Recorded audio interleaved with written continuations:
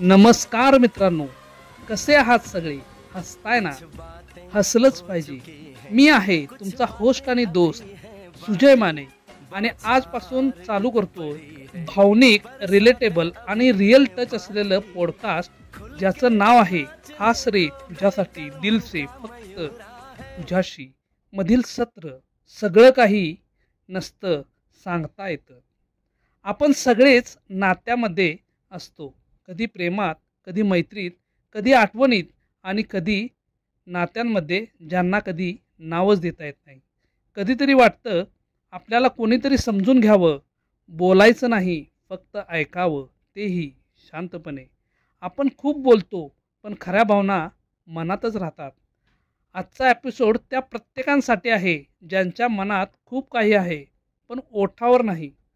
कारण ही जागा आहे खास रे तुझ्यासाठी दिल से फक्त तुझ्याशी. इथं मी बोलत नाही, तुझं मन बोलतंय.